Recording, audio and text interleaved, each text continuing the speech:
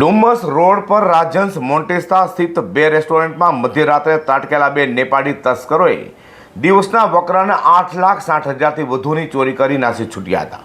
ડુમસ પોલીસે ગણતરીના દિવસોમાં ચોરીનો ભેદ ઉકેલી કાઢી બે નેપાળી તસ્કરોને પકડી પાડીને 4 લાખથી વધુની રકમ કબજે કરવા તજવીજ હાથ ધરી છે. ડુમસ પોલીસ પાસેથી મળતી માહિતી મુજબ સિટી લાઇટના નવપદ અપાર્ટમેન્ટમાં રહેતા ઓજસ ધનવંત પંડ્યા રાજહંસ દેસાઈ જૈન ગ્રુપમાં છેલ્લા 12 વર્ષથી એસોસિએશન વાઇસ પ્રેસિડેન્ટ હોસ્પિટાલિટી તરીકે નોકરી કરે છે. ડુમસ પાસે રાજહંસ મોન્ટેસા કોમ્પ્લેક્સમાં સિઝલિંગ સાલ્સા અને એન્જોય રેસ્ટોરન્ટ છે, જ્યાં નવમીના રોજ સવારે રેસ્ટોરન્ટના પાછળના દરવાજાના લોક તોડીને અંદર પ્રવેશીને બે તસ્કરોએ હાથફેરો કરીને સિઝલિંગ સાલ્સા અને 2 દિવસના વકરાના રોકડા રૂપિયા તથા એન્જોય રેસ્ટોરન્ટના વકરાના રોકડા રૂપિયા મળી કુલ 8,60,000થી વધુની તસ્કરો ચોરી કરીને ભાગી છૂટ્યા હતા. ચોરીના બનાવ બાદ પોલીસે સીસીટીવી કેમેરા અને ટેકનિકલ સપોર્ટના આધારે તપાસ હાથ ધરી હતી.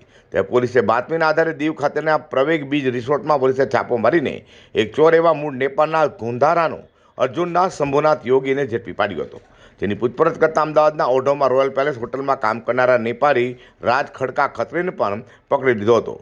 પોલીસે પકડાયેલા બંને નેપાળી ચોરોની વધુ સઘન પૂછપરછ કરતા સાલસા હોટલમાં કામ કરનારા મૂળ નેપાળના દોધરા ચાંદીનો સંજય દોલત થાપાએ હોટલના કાઉન્ટરમાં મોટી રકમ પડી રહેતી હોવાની ટીપ આપી હોવાની કબૂલાત કરી હતી. જેથી ડુમસ પોલીસે હાલ મુખ્ય સૂત્રધાર એવા સંજય ફરાર છે, તો ડુમસ પોલીસે ઝડપાયેલા બે આરોપીઓ પાસેથી હાલ લાખોની રોકડ રકમ કબજે કરી છે.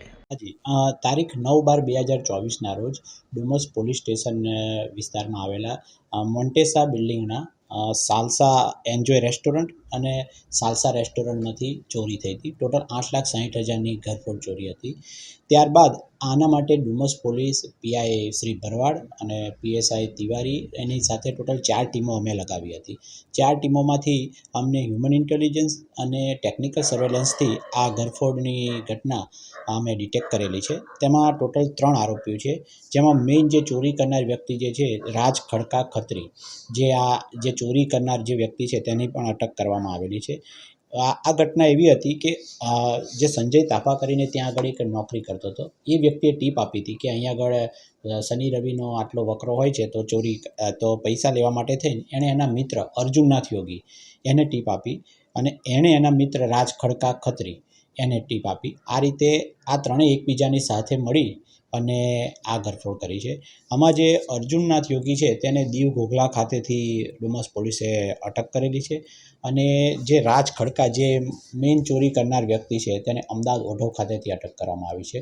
ટોટલ 4,59,650ની રિકવરી કરવામાં આવેલી છે.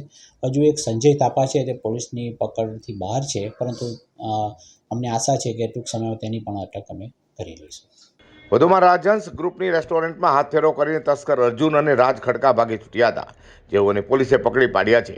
ત્યાં ચોરી કર્યા પછી રાજ ખડકાએ તેની પત્નીની સાથેના જોઈન્ટ બેંક એકાઉન્ટમાં ચોરી કરેલી રકમમાંથી 4 લાખ રૂપિયાની રકમ જમા પણ કરાવી દીધી હતી.